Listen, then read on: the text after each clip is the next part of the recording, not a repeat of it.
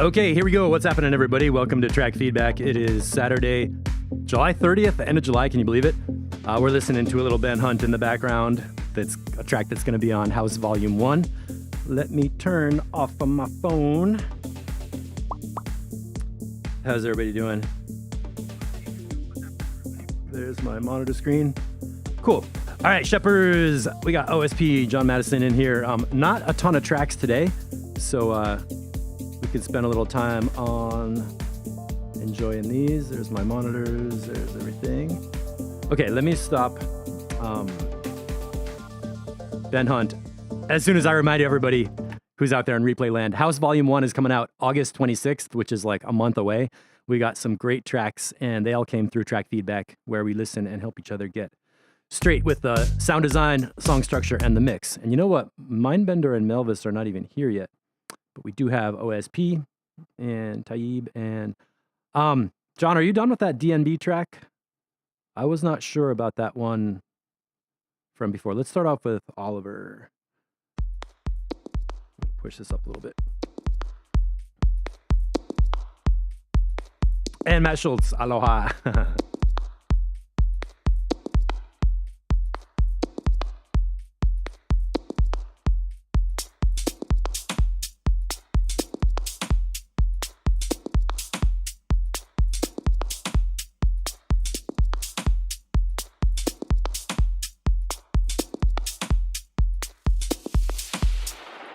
Okay, no updates, thanks. DJ Waters, yeah.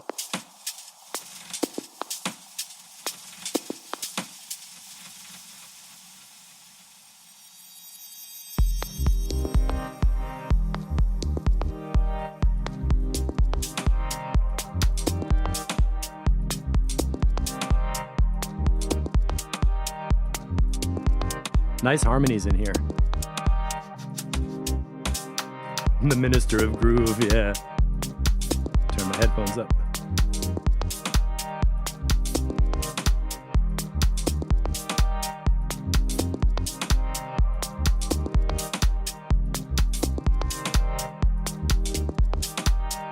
And this is a new track, doesn't even have a name yet, right? Mix 1. Low end is beautiful.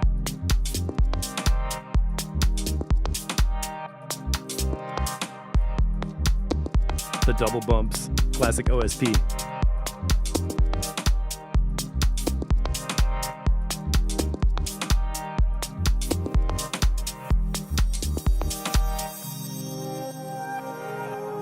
I like that sparkly transition sound. And some reverse stuff. This is cool.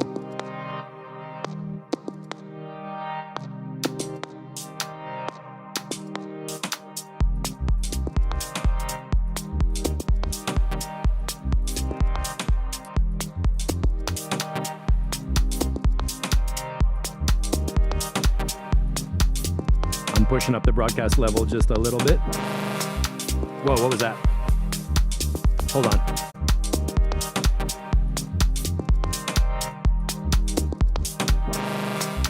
Okay, 219. That's the first sound I heard that took me out of the vibe. A little bit too distorted and kind of like, eh. Let's see where it goes with that synth.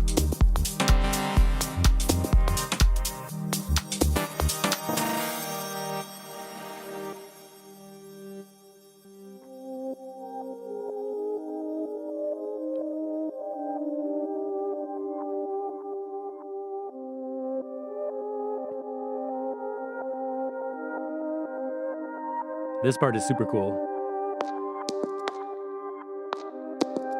Really nice drum reverb. It sounds natural, like you're in a room.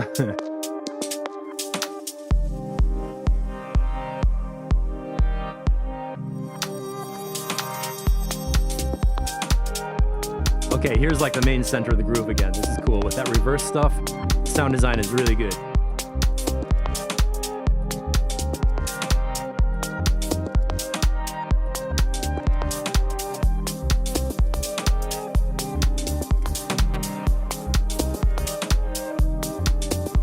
Yeah, it looks like this break section around that 220, 230 area, we gotta talk about the structure.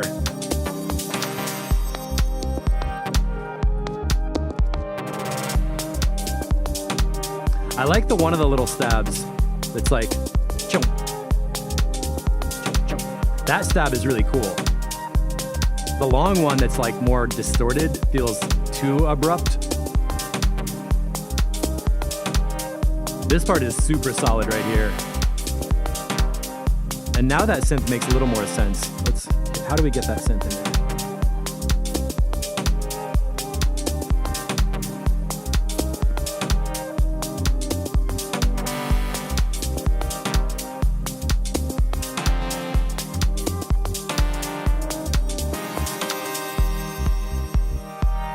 Okay, so that synth I'm gonna say is a little bit too loud. That's the main thing. It fits in this section of the song a lot better, and it fits after we hear those stabs coming in with that same sound going chunk chunk. That makes it like a good introduction that we didn't have before over here. That stab, that one is cool. Chunk. Really, that sound totally makes sense in that function.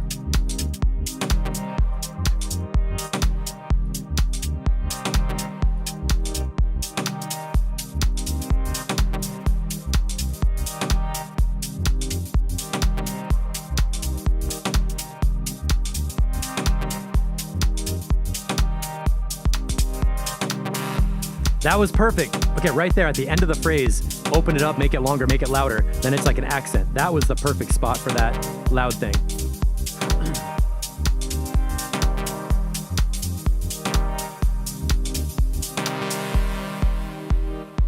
And it works at the end. So let's go back to where that first started, because that one sound is something that's gonna get tweaked in. Percussion volume could be mixed a little bit there. Some of those sounds are kind of a little loud. Oh, okay.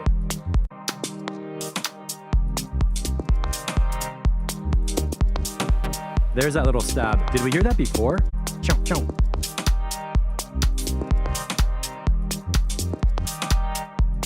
I don't think so, right?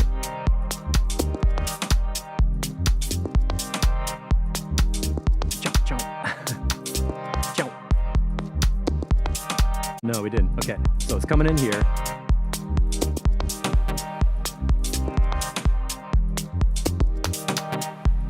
Okay, that works. It's not noticeable yet.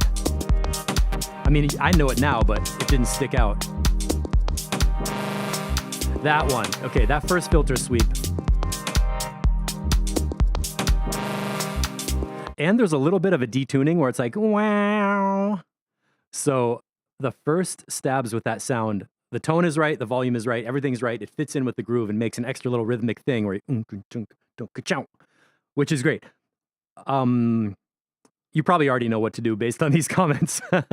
It got a little too loud in that position. It was a little too early to hear it happening like that. And then the pitch shifting thing, like if it's happening at the end of the phrase with a chord change or something, the combination of all those things being different at that moment was like,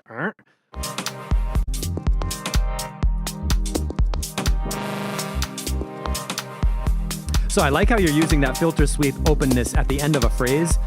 That strategy is awesome. Right there where it's a different chord we haven't heard yet, it was too much. And I'm sort of understanding it better after I heard the whole track once. That was a cool modulation.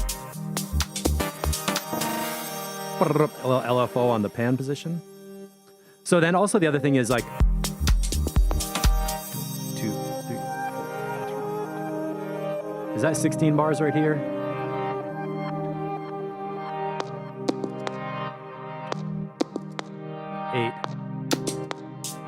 8, 2, 3, 4, 1. So that's like an 8-bar gap, and then there's probably 16 right here. And then this is a little too soon to have another breakdown of emptiness. So maybe make this section of beats longer at 2 minutes, and then save this breakdown, the one that happens at 2:30. Save that for later. That sound is so awesome. It's really cool. I just saw, yeah, I need some volume automation. Okay, it looks like you know what to do. Oh, Taib's here. Hey, Taib. Shepard's percussion can be a touch decreased in volume. I'm not sure, but some of the percussion mix could change. I'm not sure which sound.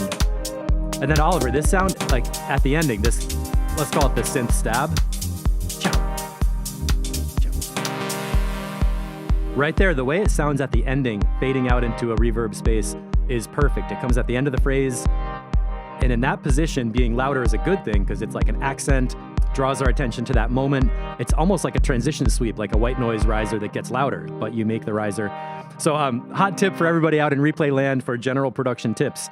The best kind of risers are when you take a synth that you're already hearing in the track and you do something to make it louder, change the tone, open a filter, add effects, and create your risers and your transition effects from the synths in your music, which is like what people did in original live electronic music with playing with a synth, where you're coming up to a moment, you know what I mean? If you could make it sound like somebody's inside the track tweaking a knob at a moment in the music that's a dramatic moment, those are the best kinds of transition effects and risers. And if you do those, then all you need is a little cymbal crash on the drop, and it's like, bam, sounds like great, well-crafted music.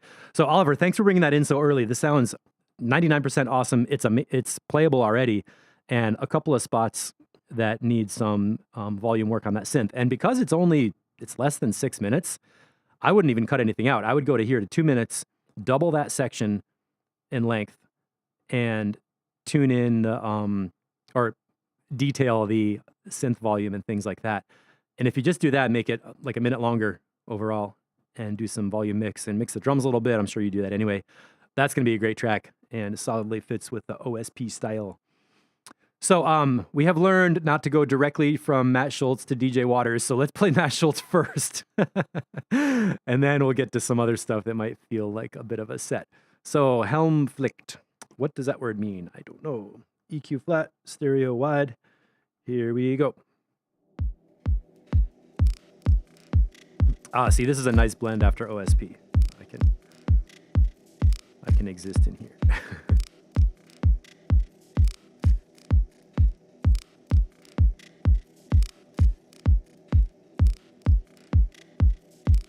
I need to wear a helmet, I know.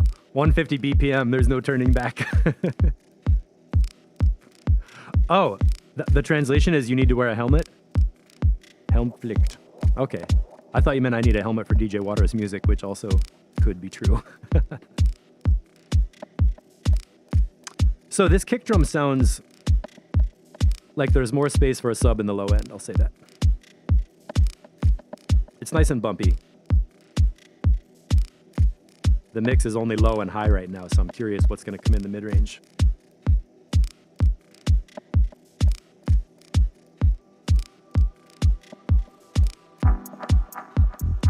Oh, there it is.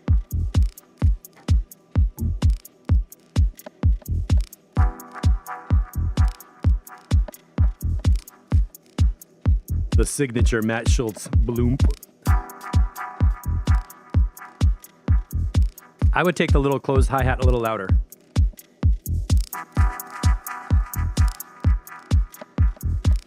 Personally.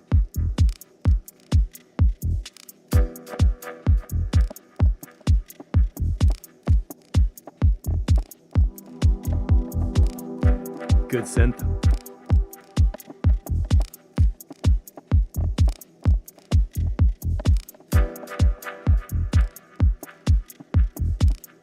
The background atmosphere, it would be cool if you take the background atmosphere and make some volume ramps so it gets louder and louder over 8 bars on like a sawtooth shape and then drops down and goes up again and drops down. Oh, that's cool.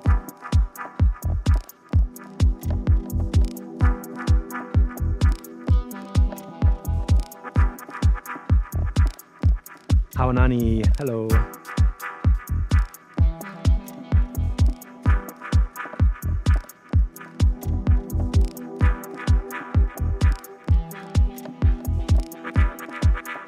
Good stereo field on that chord.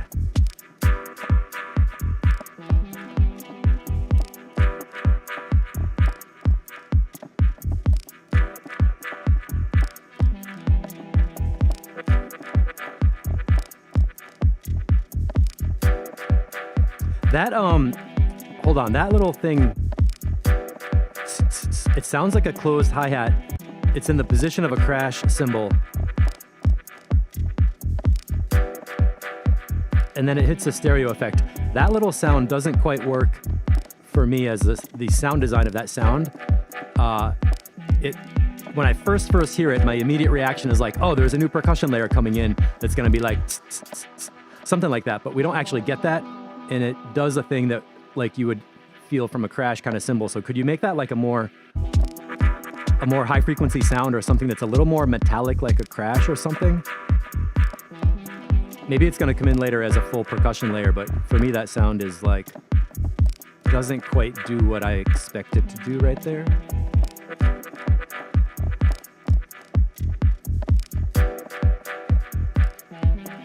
Hopefully it's teasing a new percussion layer. That would be cool.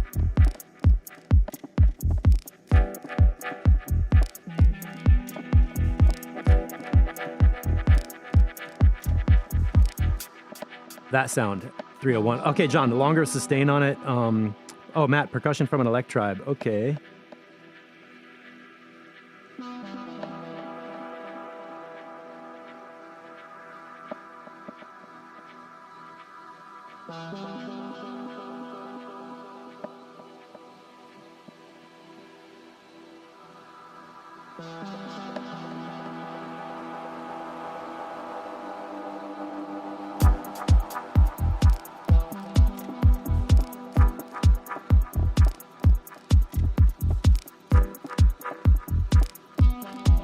This is so cool. How did we get to this space? We're like,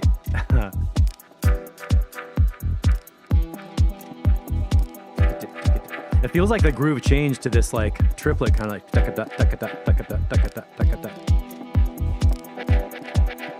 it's not actually triplets, it's like 3/16 of a 4th 16th note pattern.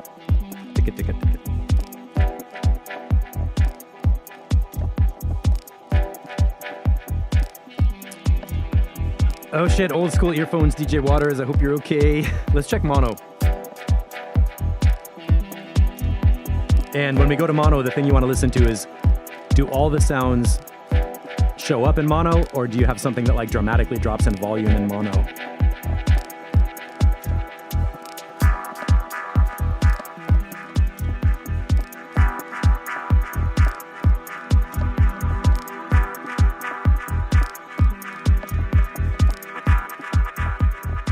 I mean, it basically works in mono. It sounds better in stereo, though. Oh, I just hit my stereo field.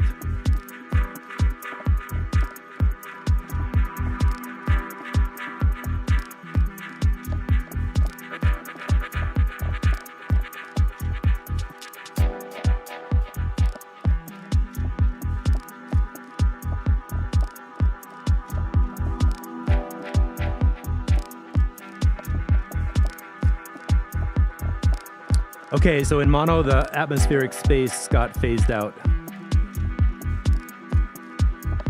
Great vibe. I didn't even notice we're at 5 minutes already, cruising right along.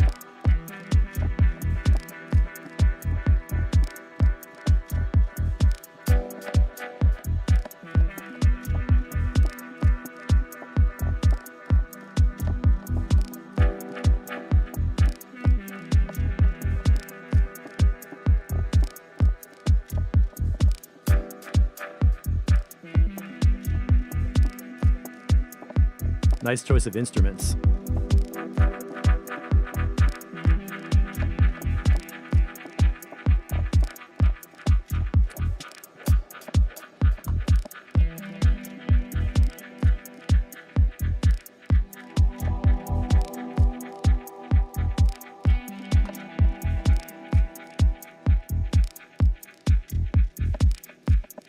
And we're coming in for a landing. I can feel without even looking at the track that we're getting towards the ending. Okay, before we ride this one out, because it's 8 minutes, let's just go through the sections. And here's something that is, this is not a comment for Matt. This is for general production advice for anybody. When you have a track, what you should be able to do is click through minute by minute and clearly hear that it's going through developments with different layers, different energy levels. You should be able to identify a peak somewhere past halfway through, and then hear that there is an ending. And what I want to do is check what are the hi-hat layers and the mix of percussion. So we're at the intro right here. Nice and big and empty with something that almost sounds like outdoor insects or something. Great atmosphere. Sets the tone of the track.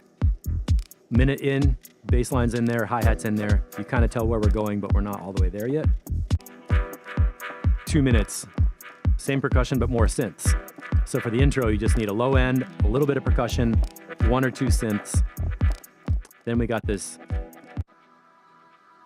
gap where you kind of just cut the beat out, play with the atmosphere and the synths and let them build up to something. Like I was saying with Oliver, take a synth you have, open a filter, modulate something, change the volume, turn it into an event that doesn't just stay there static, but it changes over time. So this, I'll call it the drop, the beat entrance.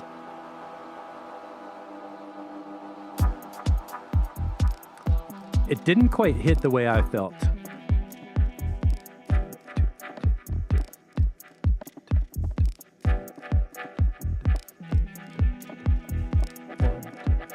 I want to count the breakdown. 2, 2, 2, 1, 2, 2, 3, 4, 5, 6, 7. Counting on my fingers. 8. Okay. 9, 10, 11, 12, 13, 14, 15, 16, 17. Okay, I'm glad. I thought it was 16, but somehow the beat dropped in. It felt a little early and it didn't have like a announcement kind of thing. So that delay feedback that's building up, that wah, wah, wah, wah, wah. Can you automate the volume on that feedback to get louder right here? Yeah, wah, wah, wah, wah.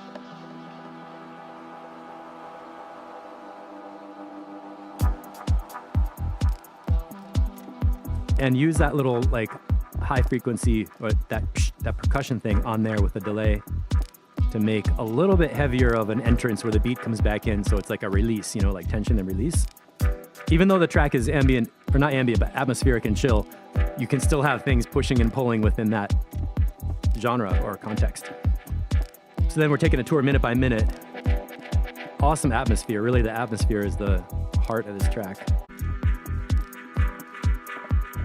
Here we are like in the core of the track. The beat is in, the bass is in. Delays are moving around. Caesar, what's up? Yeah, crisp and clean, less is more, definitely.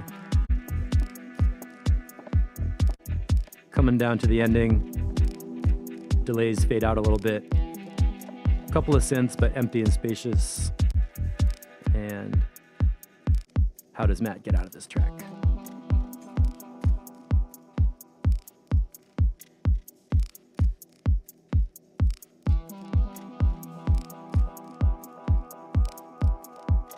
So version 1.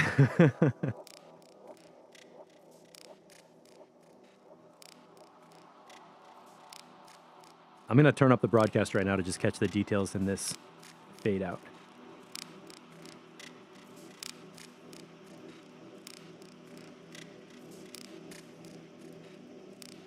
That is super cool. Wow, wow, wow, wow. If we hit a SoundCloud ad at this volume, I'm going to die. All right, Matt, my only thing is a personal feel on that cymbal crash kind of thing. Where was that?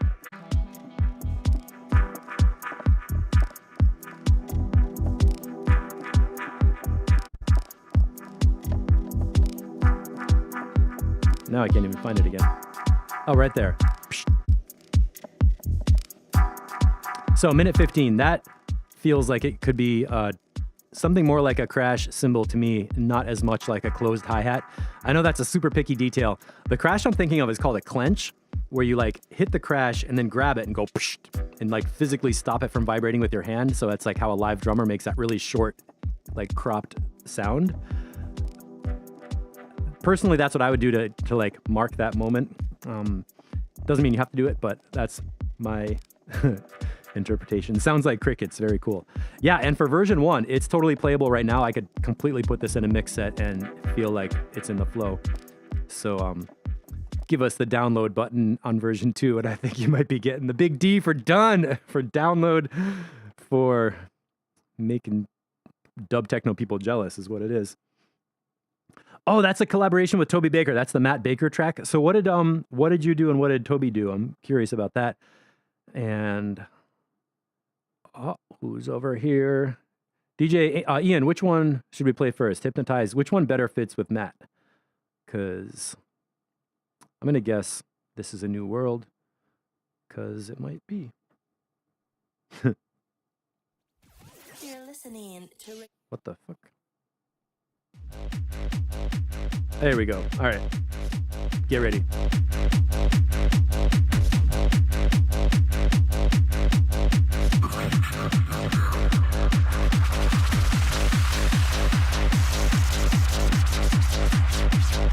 Got the upbeat coming in.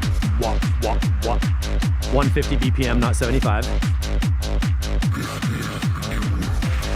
To this day, that shit sounds like it's behind my head, man. You get me every time. I'm like looking over my shoulder.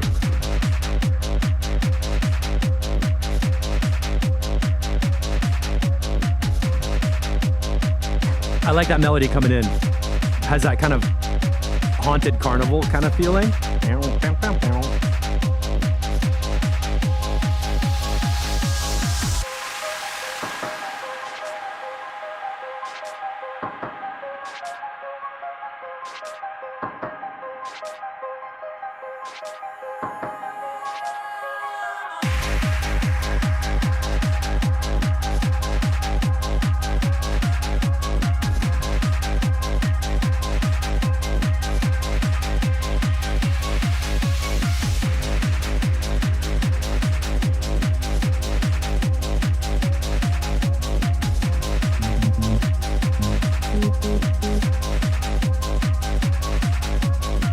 Okay.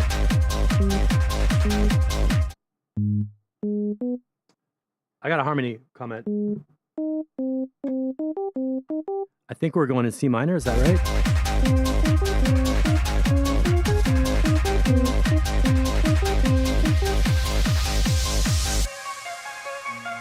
Okay, here's the notes in the melody.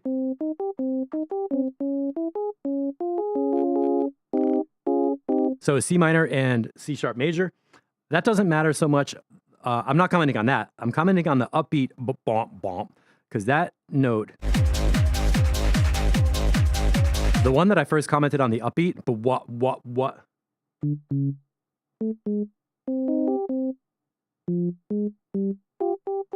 Is that a G?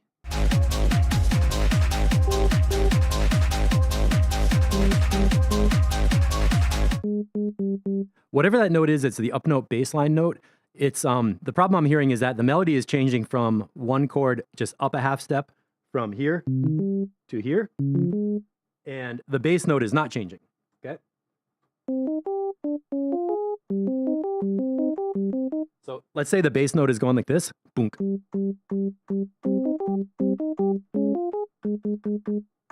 What I would do is move that bass note up one half of a step in music scale. That's like not a whole note, but just from a white key to a black key. And that would mean the upbeat bass line is harmonically shifting just up a little bit with the melody and coming back down again. And I think that would make it just feel tighter.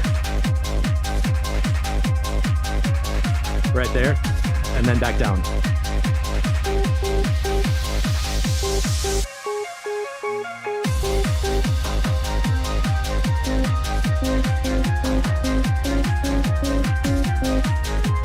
Ian, let me know if that makes sense, because I want to make sure you understand what I'm trying to communicate.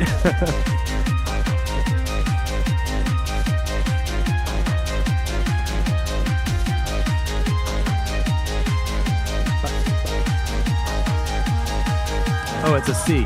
Okay.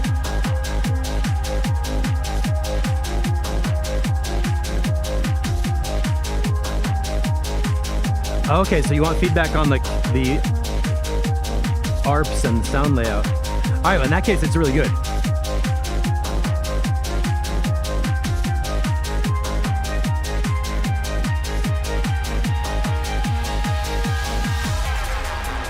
That's good sound.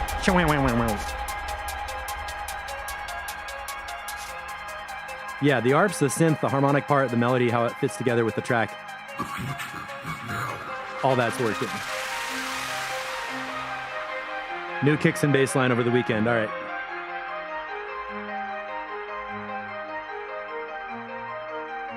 Eventually, this is going to need a little EQ somewhere from 1K to 4K, so it's not too sparkly. But that can come later.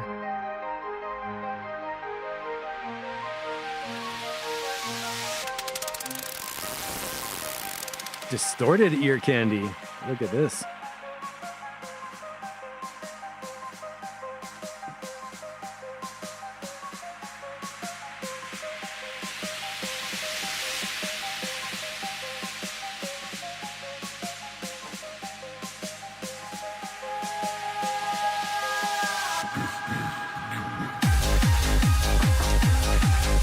One more time.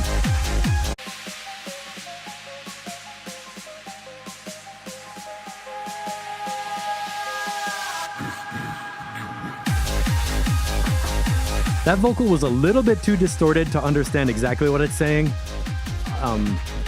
Maybe that could change, I don't know.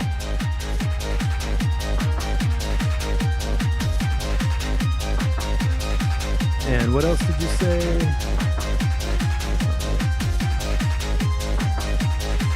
This part is great. Melody part. That vocal kind of synth. Oh, that's cool.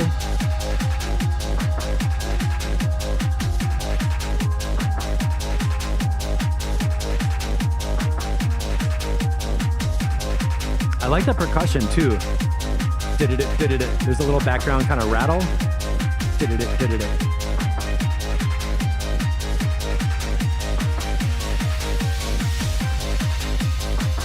Total cool change, 430, still sounds fresh.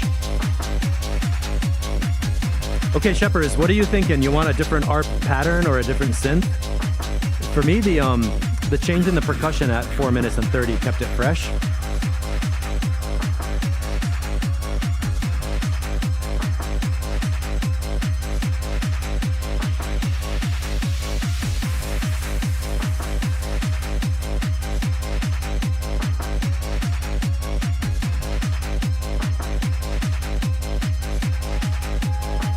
There's a really cool little sound in there that I like. Quack, quack. That one. Quack, quack. And coming out to the ending. Okay, one more time. The question is, what changed around 4 minutes and 30 seconds?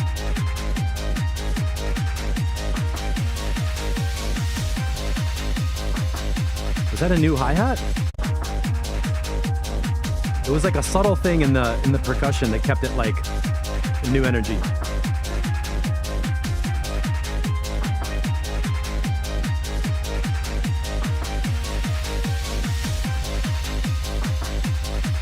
I like how it feels right here. It sort of got more high frequency kind of thing. And one more time, let's check from this. From 3:39 out to 4:30. Shepherd's is saying after the break and before the 4 minutes and 30.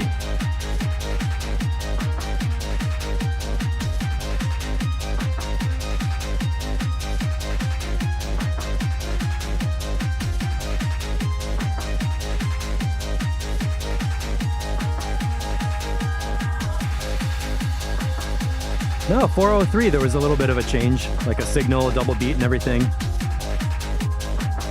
So the programming is cool. It's not like just one big long loop of smashing beats with ARPs on top. There's variation, there's development, there's sections where you can hear something's happening at 8 bars where it's changing. So what I would like to do is hear the new version with a different kick and bass line or sub bass to really feel what the low end is doing. And then we could get into like, is the bass muddy or is there not enough changing or whatever. But for version 1, totally cool. It's actually playable. Solid mix. Really good job of sound effects and sound design like that on top of a skeleton beat. So I guess if I could extract a recipe, maybe this is a question. So Ian, are you doing a skeleton where you put down kick and bass first, kind of just like throw it together and then develop your ARPs and melodic stuff on top, and then you finally go back and replace your kick drums at the end for your final bass tuning kind of thing? Curious about that. That's an interesting kind of a thing, is like, how do you get a track done quickly by building placeholder percussion that you tune in on later? I don't know.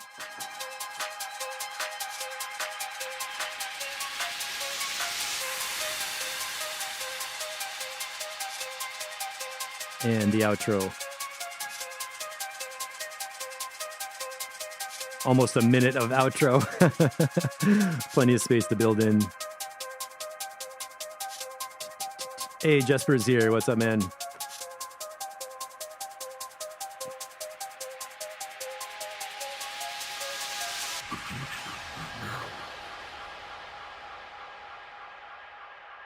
Did you cut off the tail?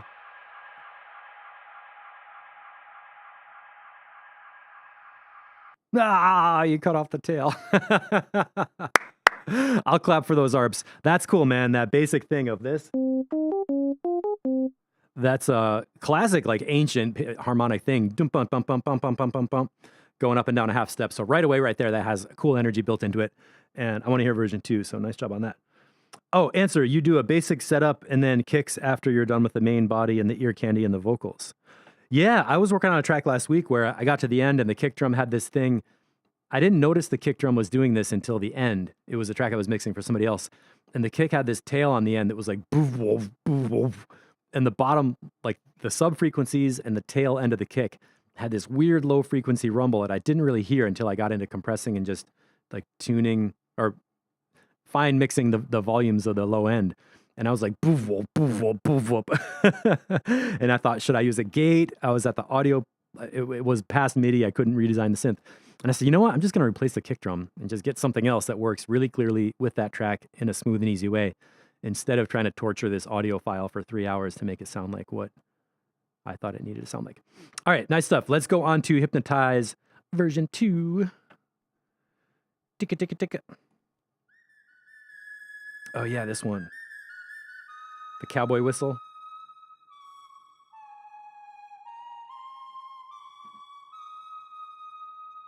Hypnotized. I like that distortion coming down. That is cool.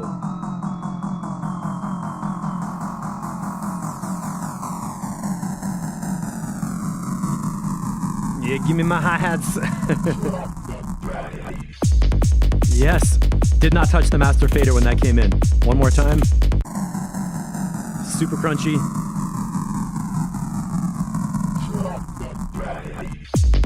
There we go. Ian, that's a cool comment. Spend a lot of time on getting the kick drums perfect, so I use generic ones until I finish most of the track. Oh yeah, because you're layering like 8 kick drums and like distorting the tails and stuff. Yeah. The secrets of DJ Waters. Only to be revealed in track feedback.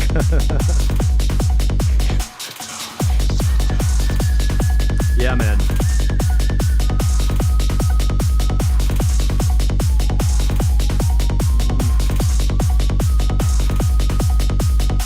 Bass. I like that word bass.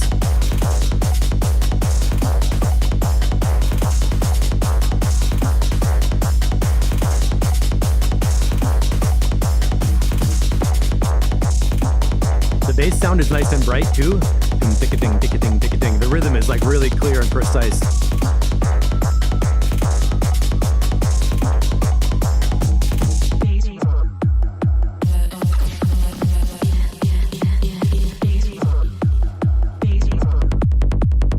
Right here. Really clean. Bass. Maybe Bass.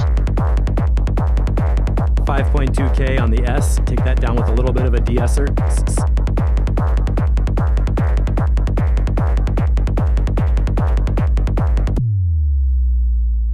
Yes, man. One more time. I want to hear that exact same session in mono. Or that same moment. Now I hear a flanger. Did you hear that? There's like a little flanger on the top.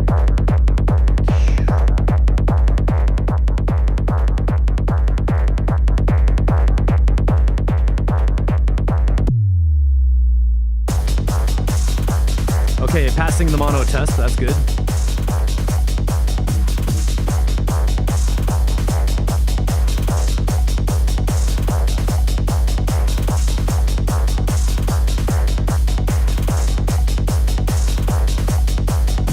Matt Schultz is coming for the flute.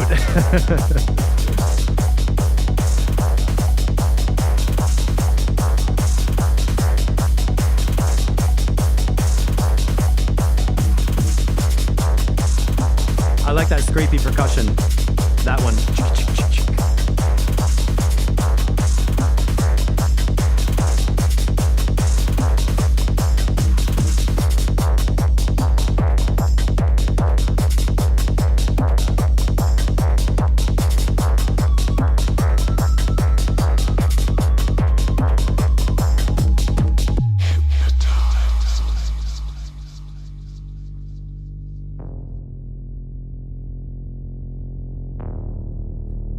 I remember this from last week.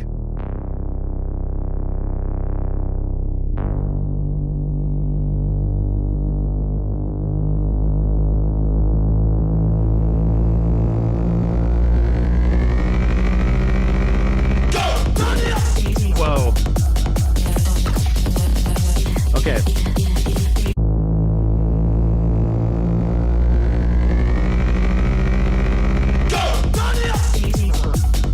I think the go is a little tiny bit too loud, but it's also shocking, so maybe that's good.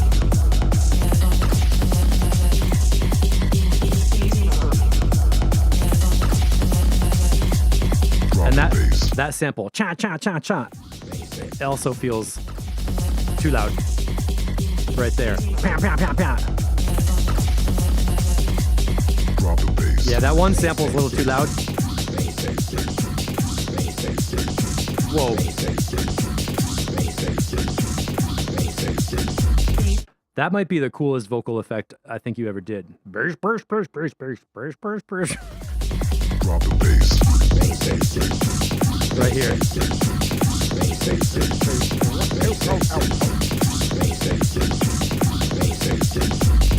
How the fuck? How did you do that? Drop the bass. This. It's like all my little friends talking to me inside my brain. Burp, burp, burp, burp, burp. Caesar 150. Drop the bass.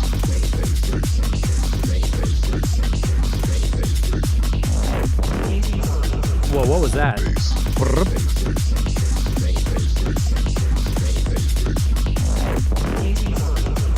Stereo effects are amazing. Right there. The bass.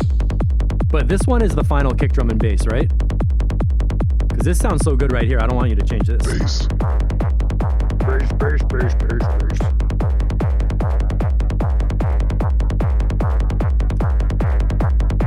This part's cool. I don't know about that go. That's a little too loud with the go. But again, it's DJ Waters, so loud and shocking is kind of like what we get.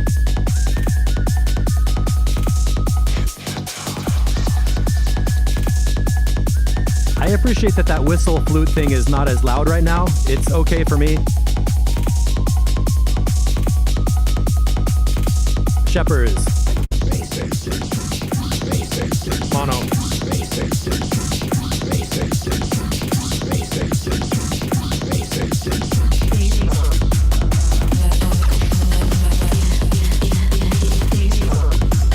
Drop the bass.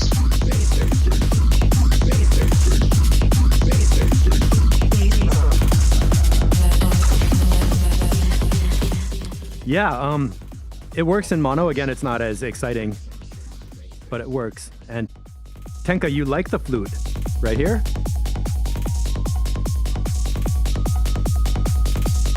It works for me because it's not so loud as it was before. Drop the bass.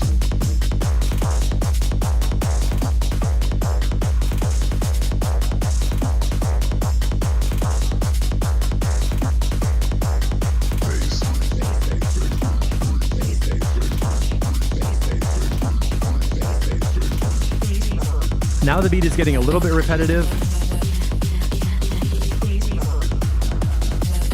We could use like peel back some layers and make kind of an ending. Okay. Okay, you did it right there.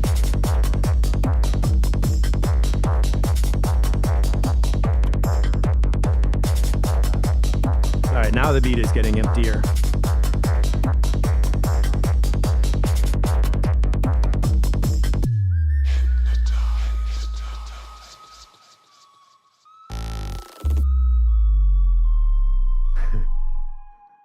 Just in case you need another bass dive bomb at the end.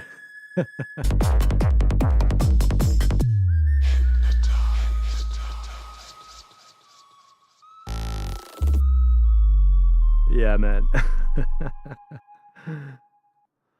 All right, that is working. Ian, what's your opinion on the go? The volume of the word go right here? Is that, you want that to be like, oh my God, right? Like make people blink, like, because I flinched. And technically, if you want it, that volume,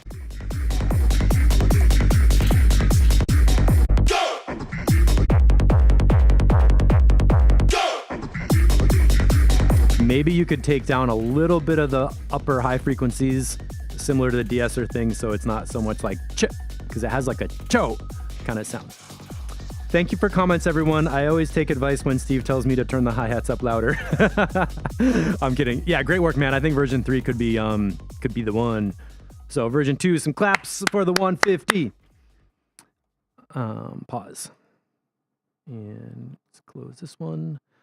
Okay, who else is here? The Mindbender crew is not here. Taib was here, and then Danatz.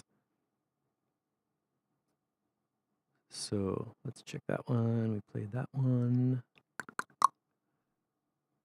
You did, but if it's too loud, you can drop it down a tad by deepening the vocals. Yeah, or maybe take the go and pitch it down so it's like go. That might be interesting. So Taib, if you're still here, let's check out Hot Bargain.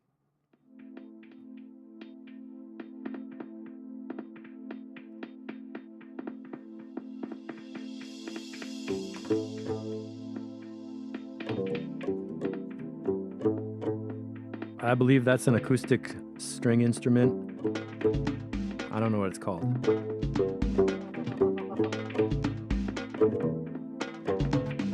Some hand percussion.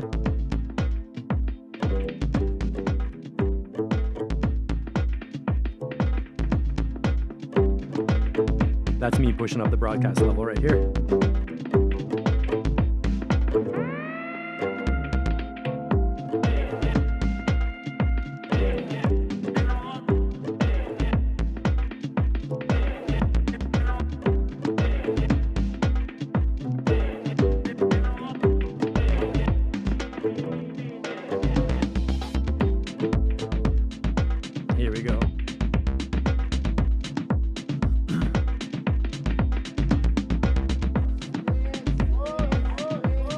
Okay, before we get into those vocals, the string instrument is the heart of it, and this is a place where you got to make a bit of a compromise.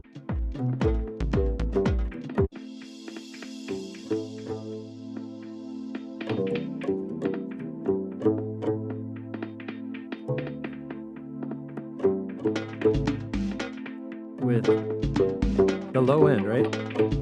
That one sound.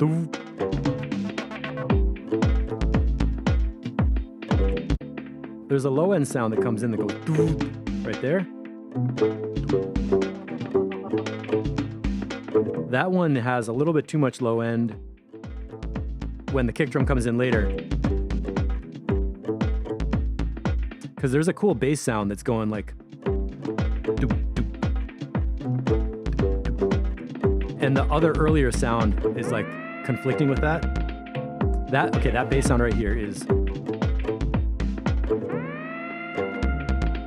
That bass sound is super cool, and I would like to feel that bass pressure with the kick drum equally and the main pluck thing as being like the core of the rhythm. So he needs a little bit of low end EQ on some of the opening sounds to make sure that there's enough space for the bass and the kick together. Those are minor adjustments, but noticeable.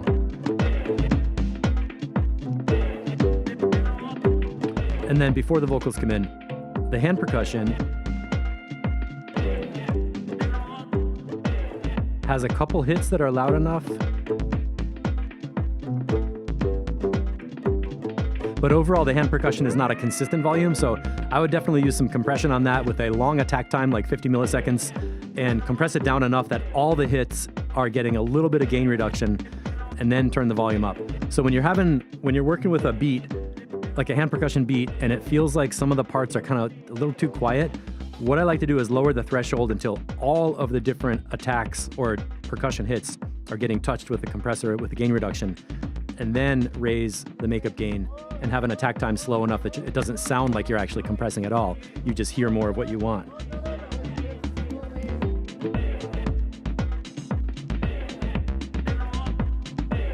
After DJ Waters, everything sounds low in comparison. And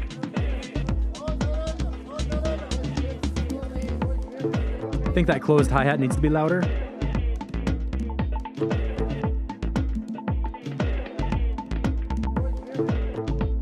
Super good vibe. These are all like minor mix adjustments that'll make the track really just pop out and focus.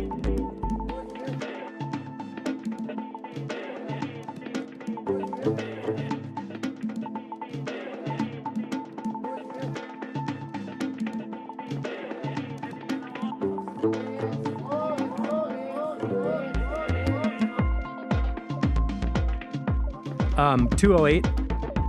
We had a closed hi-hat before. Can that come back? So it feels kind of like the rhythmic energy keeps going.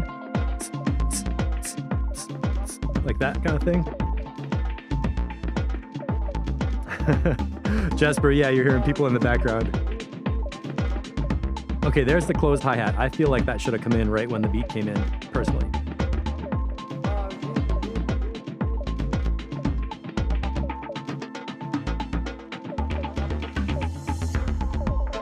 I like what that bass line's doing a lot. The bass line got faster.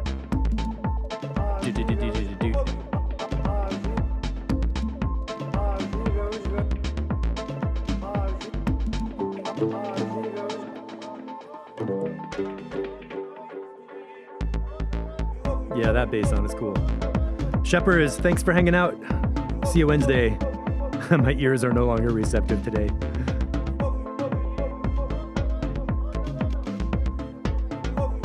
I like the new upbeat synth pluck thing.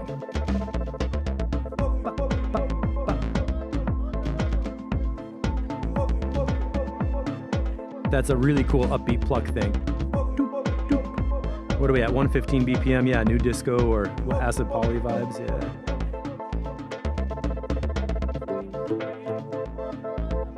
Oh, vibes right here.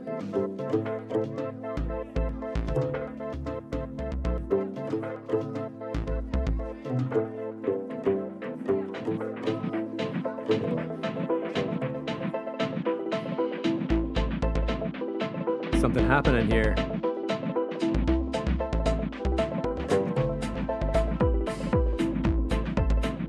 Oh, that is cool. This totally morphed into like a cool ending section with an unpredictable approach.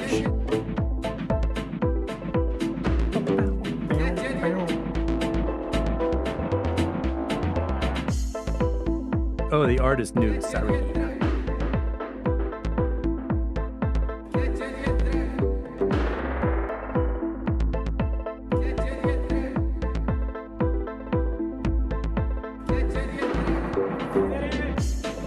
Cool sounds.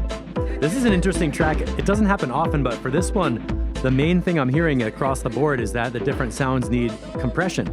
You don't often have that problem in electronic music because a lot of sounds are just totally slammed to begin with.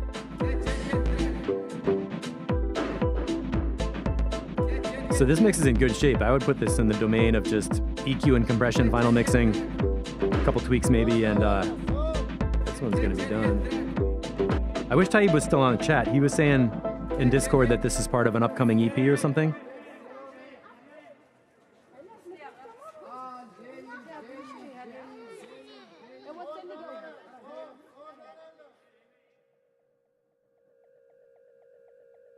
Oh, too cool. And even these vocal atmospheres could get compressed a lot.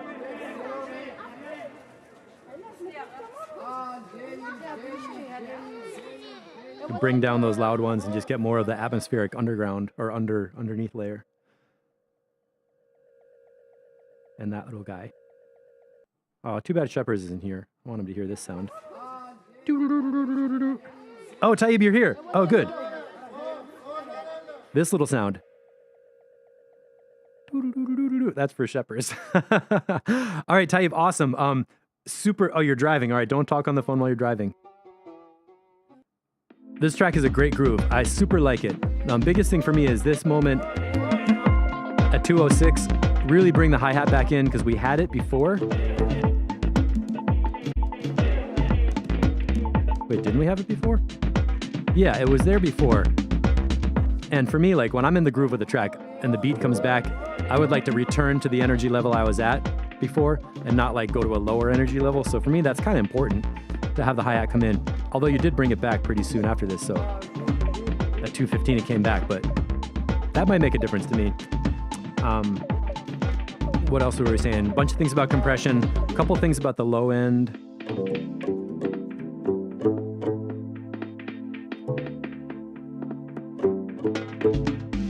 That one drum hit at 18 seconds.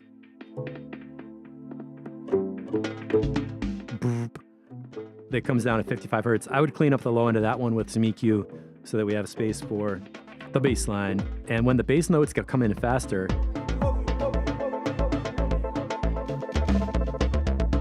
those bass notes are so nice and crisp.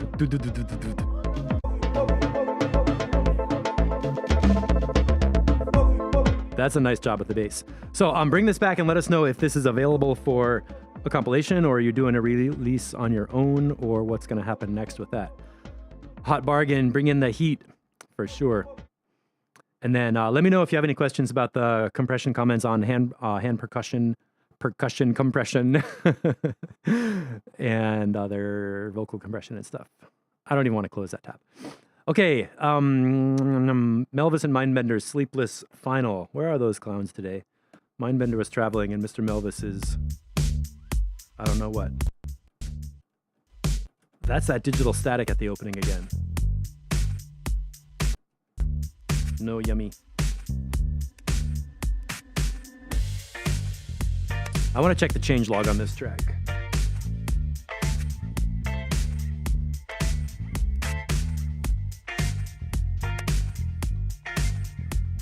Yeah, Taib, your music is super deep and organic and like textured.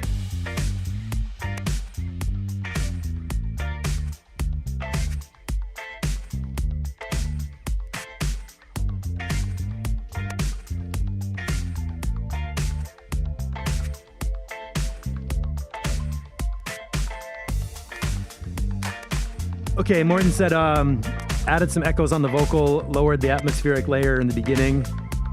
Oh, that's a layer you put there on purpose so the recording feels more alive and less perfect. Okay, I'm glad you noted that. I personally totally disagree with that type of texture because it sounds like a digital mistake. But if you're doing it on purpose, at least that's good news. Glad I checked that note.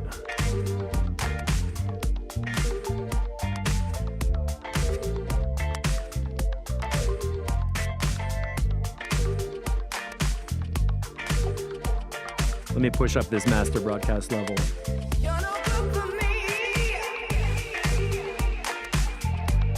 Okay, the mix is beautiful. Low end is great. Chords, melodies, guitar. There's that vocal delay.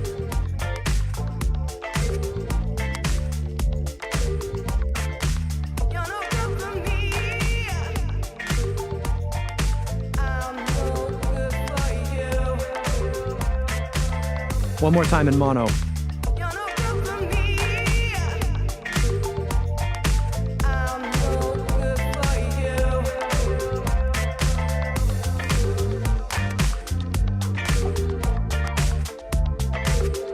And back in stereo.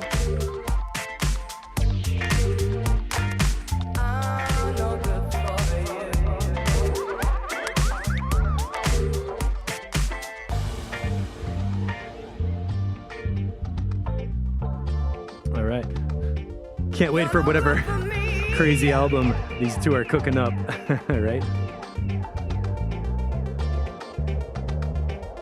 You're no good for me.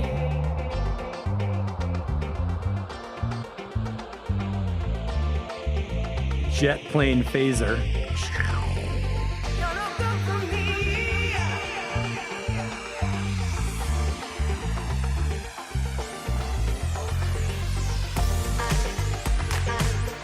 stereo claps. Yeah, I think this is done. I don't hear anything that needs to change in here. 110 BPM, slow groove.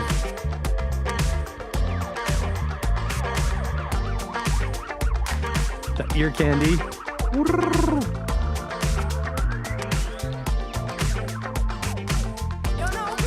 And for the ultimate compliment, this sounds like music that normal people might like. Not people who are DJs or into electronic music or club music or bass music or glitchy music, but it's like nice music that anybody could drive their car and just be like, yeah, yeah. Kind of a joke, but for real. Caesar, done, definitely. It's only 1 o'clock. I'm not in a hurry today. Ooh, Melvin, interesting, Matt. Okay. Let's get through to... This part is all just groove and vibe. Vocal effects sound beautiful. Kind of a dark delay on there.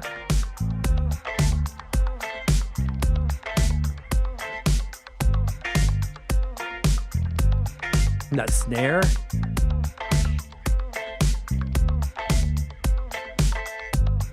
Mainstream mindbender.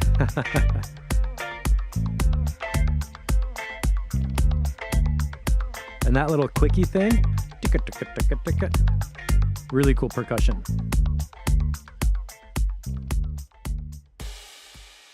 I don't think you need the crash at the end. Did we hear that crash before? I think that's the same crash at 3:45. But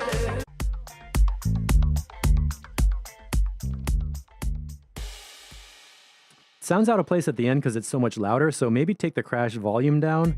And honestly, the opening, that digital static,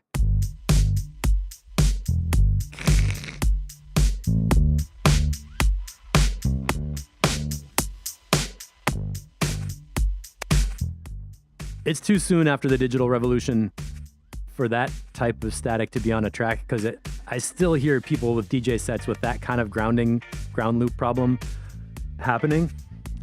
If you want to add some gritty texture at the front, I would put a nasty, dirty vinyl crackle loop of just really obviously a vinyl crackle.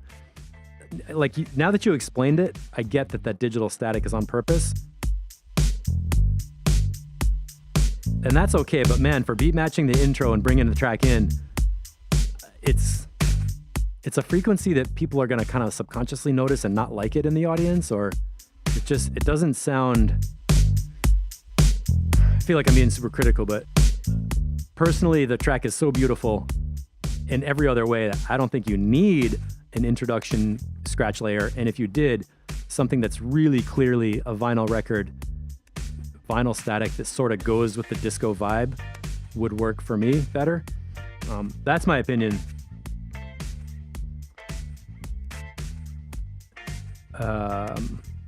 And I'm sticking to it. And I'm reading some comments because this track is beautiful, and you don't want to mess it up with someone who hears that and they're like, "Oh, these guys are amateurs." That digital static would make me listen to this track in the first 2 seconds and be like, "Why'd they fuck it up? Like, who made a mistake on that? Like, how did they miss that? It's so obvious. Clearly somebody missed something." And there's, if I hear a really nasty vinyl crackle on the front of a track, I'll be like, "Oh yeah, they're doing that for sound design." I'm not gonna get those two confused. But the specific type of digital static interference on there leaves it open where people might think, "Oh man, this track is garbage," and then just like not pick it up.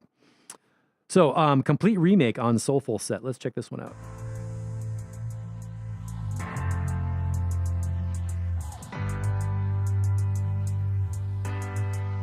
And I want that last track to be perfect. That's why I'm saying this. It's so good. Let me check the changelog on this one.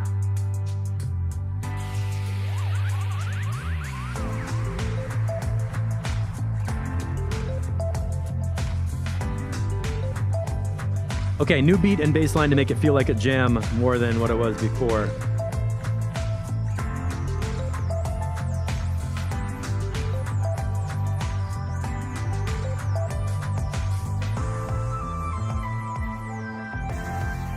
This mix feels really raw.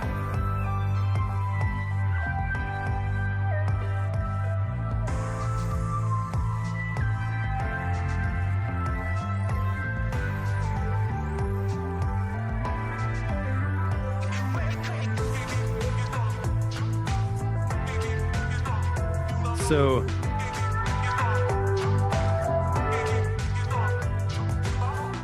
the piano, somewhere in the body, the piano around 700, 800 hertz is too much. The melody part is really piercing. That melody is kind of but mostly I'm surprised with the low end feeling very different from a normal Mindbender kind of low end mix. The kick drum is not clear.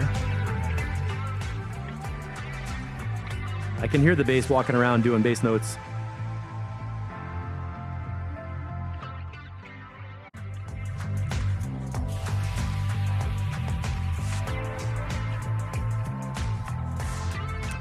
So what I would do with this one is get the bass guitar. So you make the bass guitar like the first thing I want to touch in the mix, and make sure I can hear every bass note and feel the whole bass fluidly, and then work the kick drum to be surrounding the bass drum or the bass guitar. So we can catch that feel of like a person jamming, playing the bass, doing something active.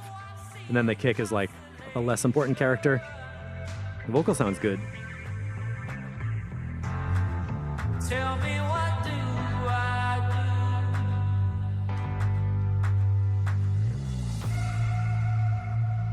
Maybe take some of the sub frequencies out of the bass guitar. do? Oh, I'm seeing constellation. You know, like from like 80 hertz on down. EQ the lows out of the bass so we have some kick drum space. Because I'm not getting a lot of kick drum. Meh. But I like the remake idea, and the vibe is cool, and the sounds and the instruments are cool. So it sounds like you kind of did a creative jam session on the mix, and then maybe we get a like another round of mix next time. So can we have a new mix on that for Wednesday, please? And let's check out Danette's. Pew. This is another take on Not From Chicago. Let me check the change log.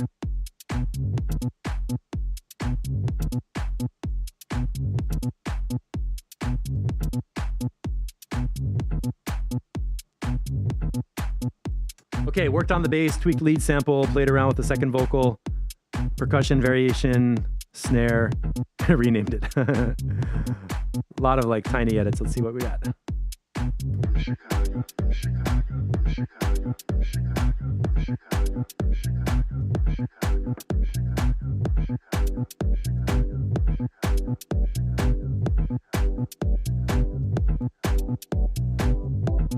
Chicago, from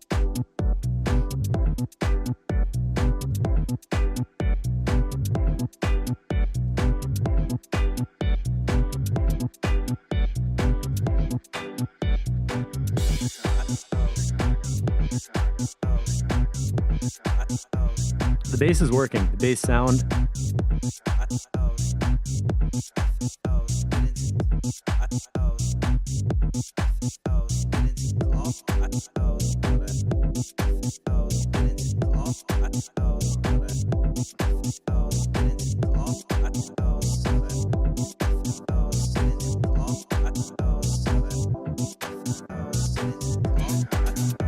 I like this groove a lot.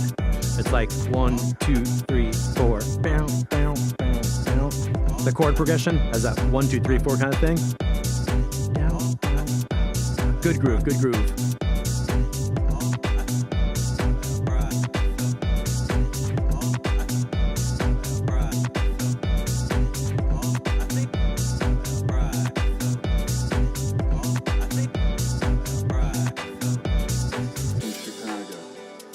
From Chicago.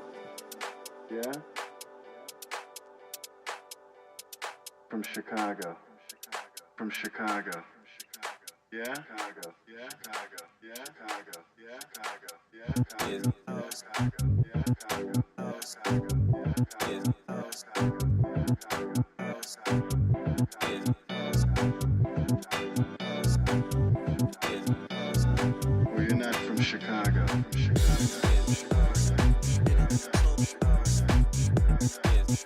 I like the tambourine percussion thing that's coming in there. Caesar, let's see if we get another synth layer. Maybe there's something coming in.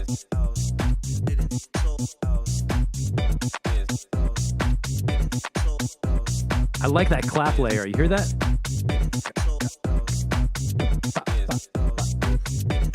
Yeah, percussion is working. And that clap is nice and dry too. It's like ka, ka. Chicago. Chicago. Yeah.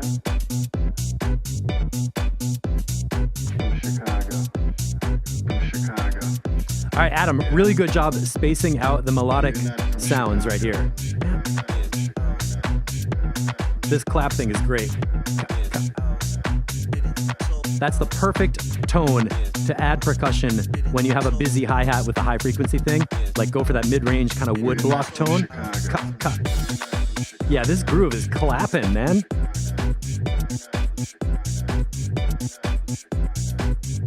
I hope that clap comes back. That was the best thing I heard.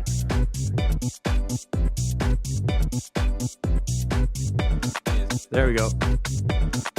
It's right in the center of my head, too. To Nats, man, bringing it.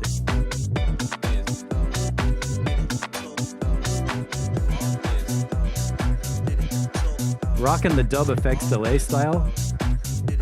So check that out. It's a production technique. He started bringing in the original organ kind of sound right here. Do, do, do, do. Bringing it in at the end of a phrase and then send it up into the delay, cut it out again and leave us in the empty space with the beat. That's really good. Kind of just refresh where we are on the track and then go back to the simplicity.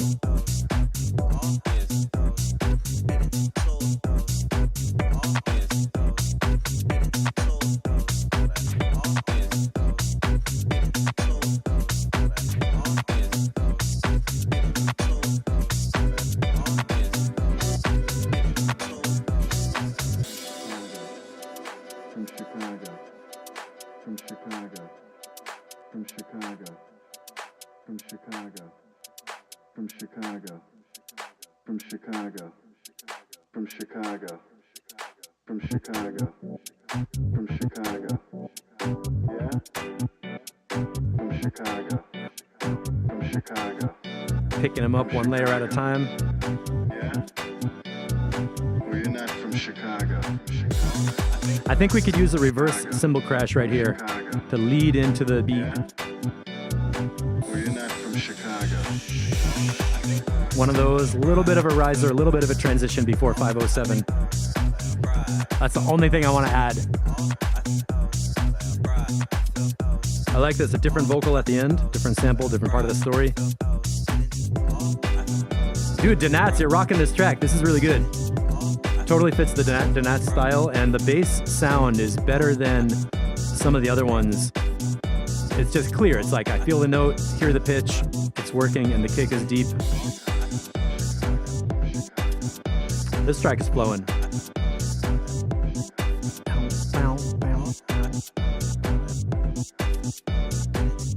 Oh, changing the release time on that sound.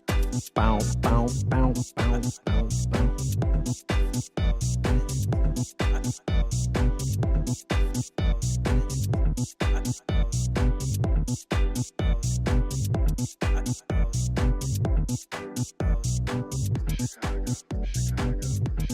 Could you bring back the little clap right here?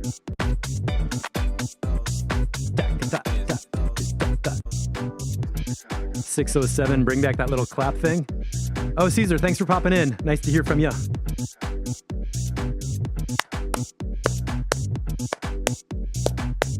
That little clap is my total favorite part of this track. And the mix out.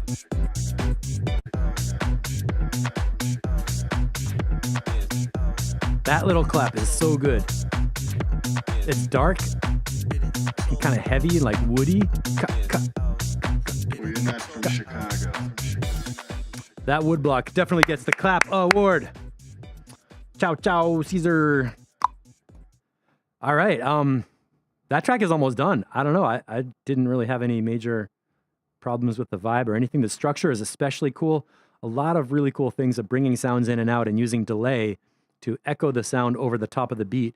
So the track feels fresh, but we don't get overloaded with the mid-range or the high vocal sample or the kind of disco strings kind of getting too busy. So the track has a nice simplicity. Donats is getting better and better on the layout, I gotta say. Okay, another Mindbender, Back Home, Revision 5. Oh, Matt Schultz. Okay, so Matt, turn down the bass line a few dB, just a tad bit. That's interesting you said just a tad bit. That's like a mechanic phrase in American English. I'm surprised you know that phrase, because that's like when mechanics are working on stuff, they're like, yeah, we just gotta like tighten that just a tad bit. And it's like not an amount you could put into words, but it's like a feel of just like a tad bit. Or move it just a tad bit, just enough for it to move, and then you stop or something. Just a tad. And then you make this gesture where you like pinch like that. Okay, what was I just saying? I don't remember. Mindbender, Back Home, Revision 5.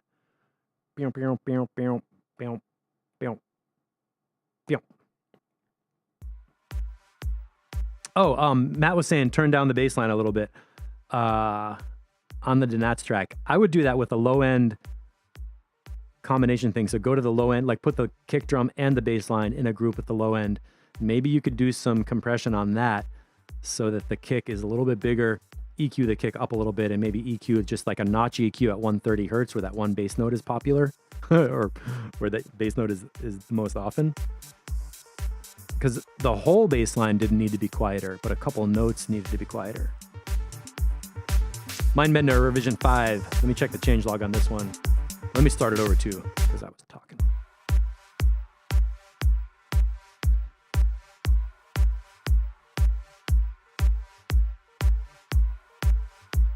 Added a few extras, did a better mix.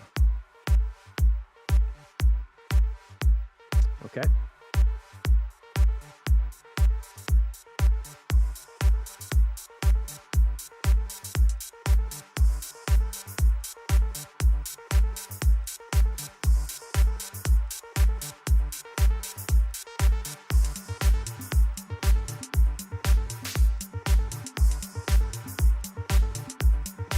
Reverb is a little bit big. Not sure what else is going to come in the track. That's my only observation so far at 45 seconds. Coming with a ride. Matt, kick drum is sitting right there. 53. Roughly the note A. Good ears, good ears.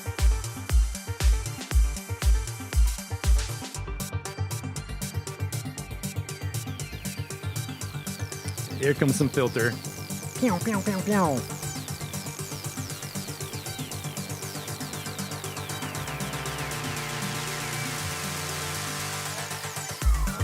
Good synth swell. One more time. Making a riser out of the synth.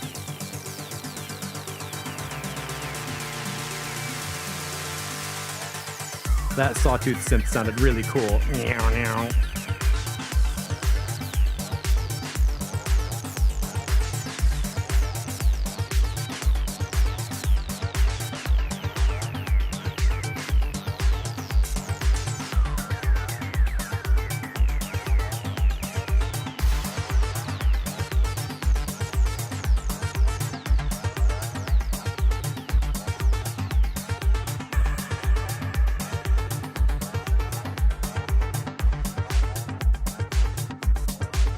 Now the drum reverb is cool.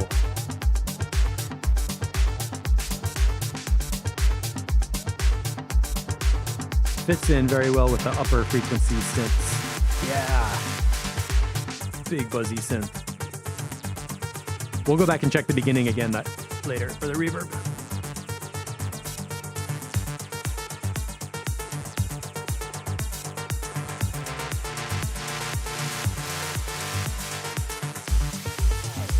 Heavy.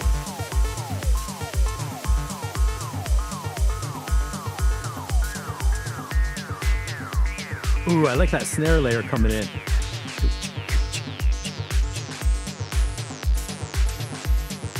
Mindbender is crushing it below 120 these days.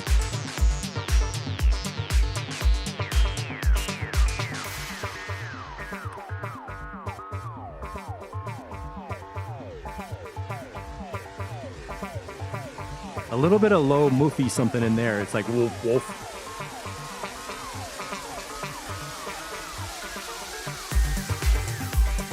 That's a riser. One more time in this little breakdown.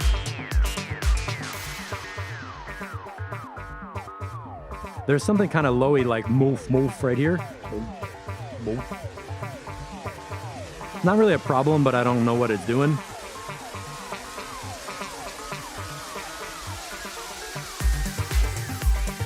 Yeah, Matt, the melody right here could have a little more distortion, a little brighter.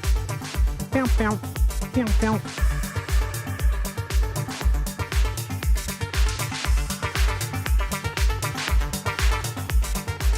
And I rarely say this for Mindbender, but the upper mid-range could get a little EQ boost on that lead synth. Right here.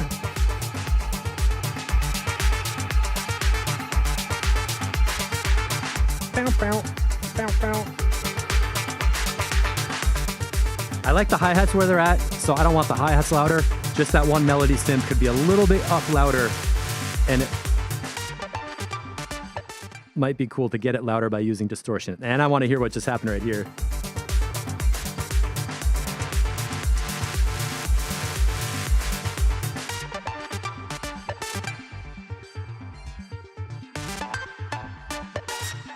Bleepy.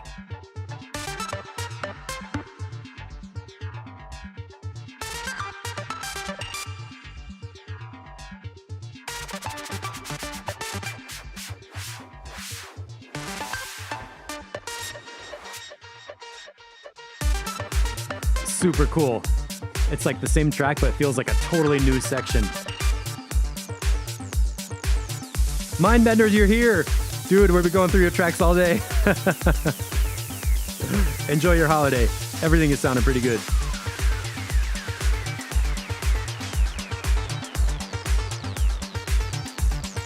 Melody is good right here. Bow, bow, bow, bow.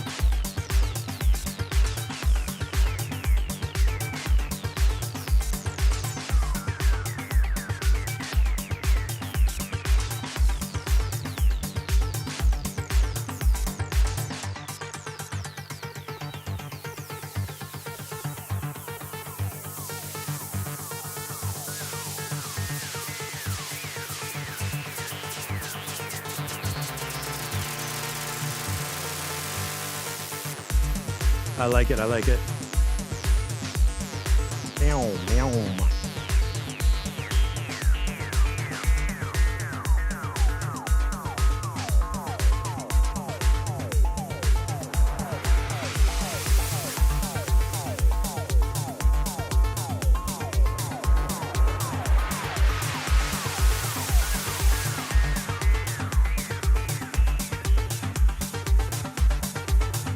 It's actually 57 hertz is what sounds perfect, but you know, okay.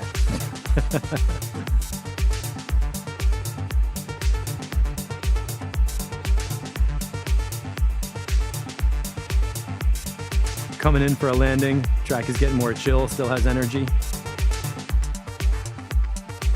Okay, before we flow the ending, I want to check the opening reverb. Because I felt like the reverb at the beginning was kind of like really big and way too far out by itself without other things to fill it up. This effect,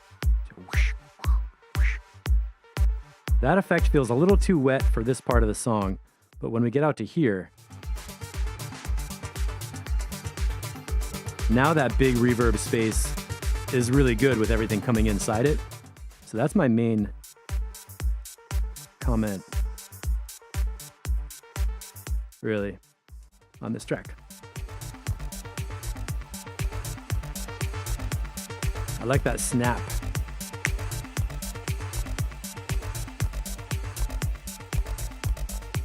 And that low bass. That's cool.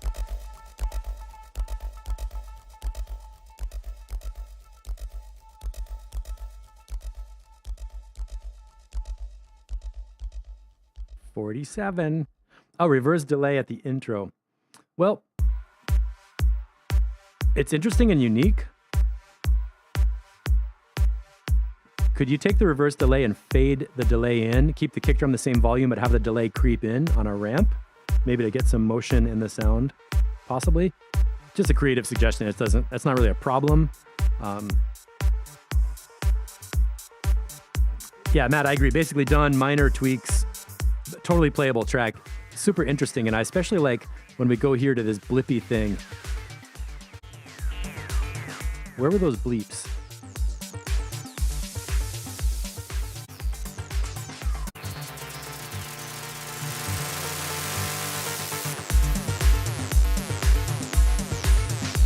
This sound design right here is so cool. It's like, meow, meow. Let's check in mono though.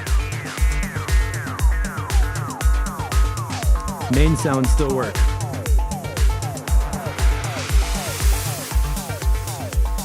That's heavy duty. Mindbender getting some claps on that one.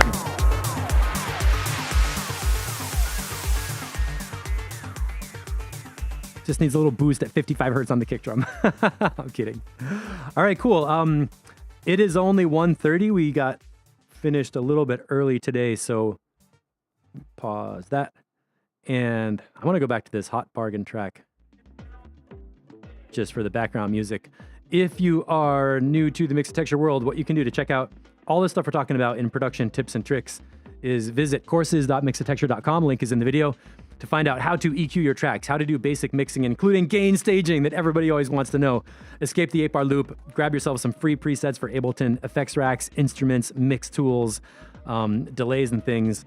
All kinds of fun stuff in there that some of them are free, some of them are paid courses that will absolutely help you up-level your Ableton production skills and use the tactics we're talking about with structuring your track or making your mix or EQing in detail to cut the nasty resonances so your mix sounds big and bright and clean with space in the mix where you can hear every sound in its own frequency range, which is super fun. I've been working on recording these lessons. So they're going to be hands-on projects where you download an Ableton project, you get a guided lesson with a tutorial inside live so you can play with the sounds, tweak the EQs, hear the difference for yourself, and have some advice on what to do, why we're doing it, and how to do it in your own music so you can do it again later and make your tracks sound good, because then you can submit them for our releases. This is the stuff for House Volume 1. I'm just making the artist folders with the bio, the graphics, the hashtags, all this stuff we're going to start pushing out for promo. Shepard's been doing the videos. And it's coming together for release on August 26th. So stay tuned for that. Mindbender Laptop Studio produced on the move. Good job. And if you would like to join the track feedback crew out there in replay land, you can get in through patreon.com/mixotexture. And, well, this is the back end, but go to Patreon Mixotexture and join track feedback crew. And that will allow you to submit tracks in Discord and get them reviewed a couple times a week. It looks like we might be adding, well, eventually we are going to add a third feedback day per week. So I can do Saturday, then possibly Tuesday, Thursday. And what you get when you join us in Discord is not only general talk with us sharing memes and conversations on production, but you get into all these feedback channels down here with specific genres like downtempo, electronica, hardstyle, of course, house and techno. And then every time you submit a track, you get your own thread with your own comments on your track from people who mix music in that genre. So you know when you're seeing comments, it's coming from someone who actually is part of the same genre, and you're not getting like total hardcore psytrance comments on your downtempo beats because that might not be relevant. So this is where really the heart of Mixotexture is at. We hang out, we trade comments, we get to know each other, we talk about our lives. People know the name of their friend's dog and who went camping and when they came back or didn't. And that is what you get access to when you join the track feedback crew. And like I said, we're doing these YouTube feedback streams twice a week right now, probably starting in September. We're going to be doing probably 3 a week, including special feedback for people who are doing courses and exporting their homework as test mixes. It's all about test mixes for me. I like a perfect track. I love a mix that I'm happy with. But on the way to get there, I make a habit of exporting a mix pretty much every time I do a significant production session, which could be every day or twice a week, so that I have a record of what I did. And then if I make any major changes, I have another version to get back to in case.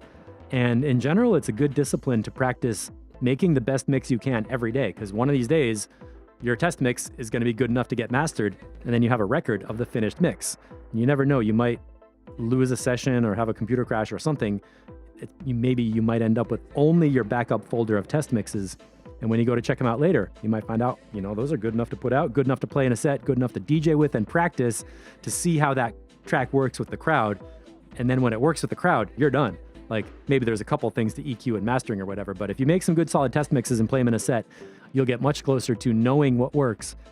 And what you don't want to do is work on a session and then save it and come back later, and work on a session and save it and come back later. Work on a session, never export a mix, never play it for other people, never share it, never get feedback, never get it done. Don't do that. You don't want to end up with a folder of a bazillion tracks that are all half done, and then you get pissed off and delete them all. Like, I don't want people to be stuck in that situation. So that's my speech. Matt Schultz, I agree this is done. What are you guys talking about? Oh yeah, the drum and bass one. Didn't make any tweaks. I think that one was pretty much done last week. We can check it out on Wednesday. Mr. Bat Ears, is that Pivclit or is that me? And it's 1:30, so I'm going to be done for today. Thanks so much for hanging out, everybody. You can find me, steve@mixitexture.com. And I am super excited to introduce how to EQ your tracks in a couple of weeks. These are going to be some of the coolest lessons, stuff I've been wanting to teach forever about the basic technique of doing the frequency sweep with your EQs, what to listen for, and how to know when you're doing it right, when you're doing it wrong. That's going to be super cool. Oh, thanks, Matt, calling me Bat Ears. So that's it for this time. I'll see you back on Discord. See you on Track Feedback on Wednesday. Everybody get back into Ableton. And I'm out. All right, peace.